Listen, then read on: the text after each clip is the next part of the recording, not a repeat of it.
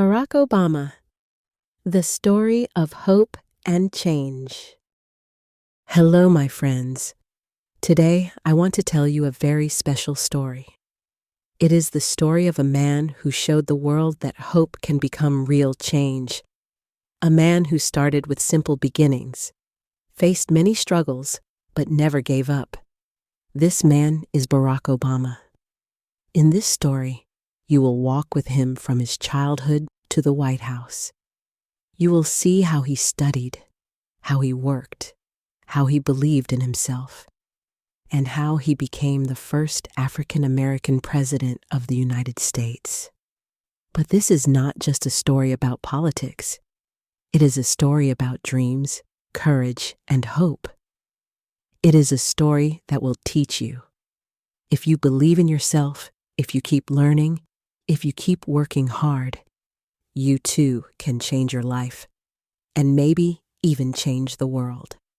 Chapter 1. Childhood in Hawaii. Barack Hussein Obama was born on August 4, 1961, in Honolulu, Hawaii.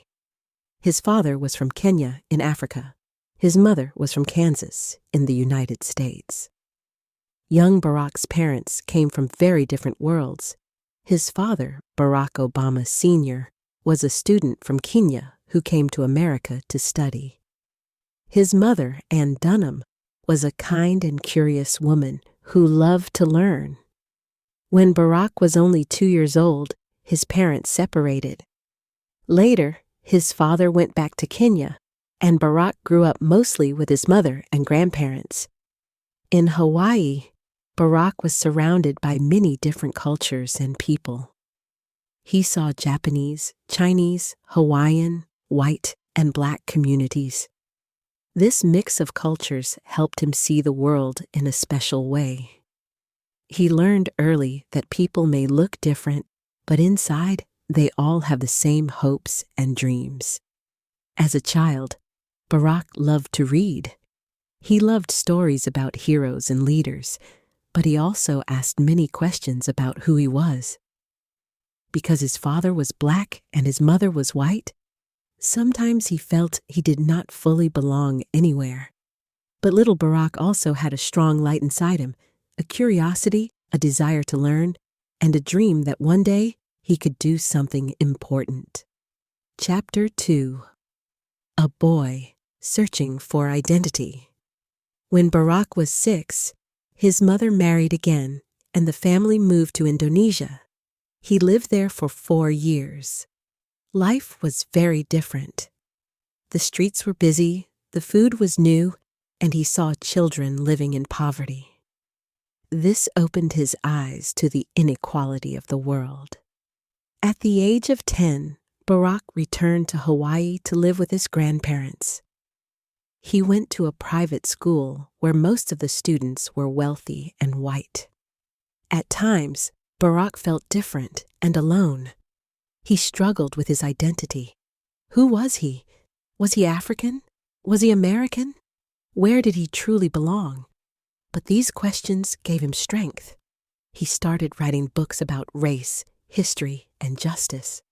He wanted to understand not just himself, but also the world. Barack realized something very important. Identity is not just about where you come from. It is also about what you choose to do with your life. Chapter 3. Discovering his voice. As Barack grew older, he became more serious about learning. He studied hard and was accepted into Occidental College in Los Angeles. Later, he transferred to Columbia University in New York City.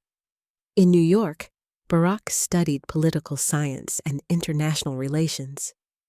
But life in New York was not always easy. He lived in small apartments and sometimes struggled with money. But he also walked through the streets of Harlem. He saw the challenges of poor communities. He saw people who worked hard every day, but still lived in poverty. Barack began to feel a strong calling. He wanted to use his life to help people and fight for justice. After graduating, he worked as a community organizer in Chicago. This was a turning point In poor neighborhoods, Barack helped families who lost jobs when factories closed. He helped people fight for better housing and schools. Here, Barack discovered something important. Real change begins in the community, with people working together. Chapter 4: Harvard and Hope. Barack realized that to help people more, he needed to learn more. So he applied to Harvard Law School. There, he worked very hard. He read, studied, and debated with some of the brightest minds in the country. At Harvard, Barack made history. He became the first African American president of the Harvard Law Review, one of the most respected law journals in the world. This achievement gave him national attention, but Barack stayed humble. He said this honor was not just about him, it was about opening doors for others. During this time, Barack met a young lawyer named Michelle Robinson. She was strong, intelligent, and kind. They worked together, fell in love, and later married. Michelle would become not only his partner in life, but also his greatest support on his journey. Chapter 5: Rising in Chicago. After Harvard, Barack returned to Chicago. He did not chase big money in law firms. Instead, he worked to improve his community. He taught law at the University of Chicago and continued helping families in need. In 1996, Barack Obama entered politics. He was elected to the Illinois State Senate. Here, he fought for health care, education, and ethics reforms. People began to see him as a leader who listened, who cared, and who worked for unity. Barack spoke in a calm, inspiring voice. He reminded people of their shared hopes. He often said, "We are not red states or blue states. We are the United States of America." This message of unity and hope touched many hearts. Chapter 6: The 2004 Democratic Convention. In 2004, Barack was invited to give a speech at the Democratic National Convention. That speech changed everything. He spoke about his story, the son of a Kenyan father and a white mother from Kansas. He spoke about the struggles of ordinary people. And he spoke about hope. Hope in the face of difficulty. Hope in the face of uncertainty. The audacity of hope, millions of people across the country were inspired. They saw in him a new kind of leader, a leader who could unite America. That same year, Barack was elected as a United States Senator.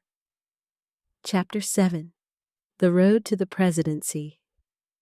In 2007, Barack Obama made a bold decision. He announced he would run for President of the United States. At first, many people thought it was impossible.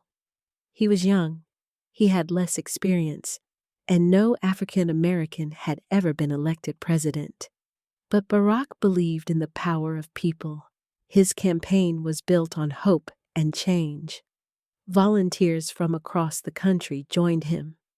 Young people, old people, rich, poor, black, white, Hispanic, Asian, people from all walks of life came together. Barack's message was simple. Yes, we can.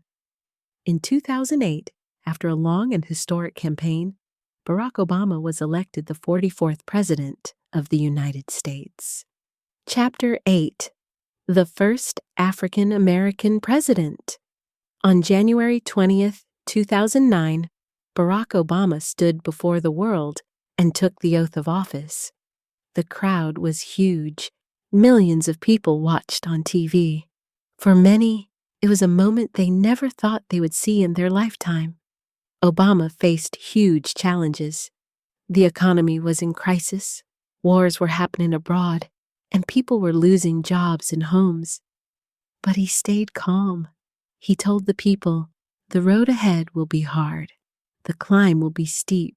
But America, we will rise again." He worked on healthcare reform, passing the Affordable Care Act, which helped millions get medical care. He worked to bring American soldiers home from war. He supported clean energy and education. It was not easy. He faced criticism and opposition, but he kept moving forward. Chapter 9: A Global Symbol of Hope. Around the world, Barack Obama became a symbol. He showed that no matter your race or background, you can rise to the highest place. In 2009, he won the Nobel Peace Prize. The committee said he inspired hope for a better future of cooperation among nations.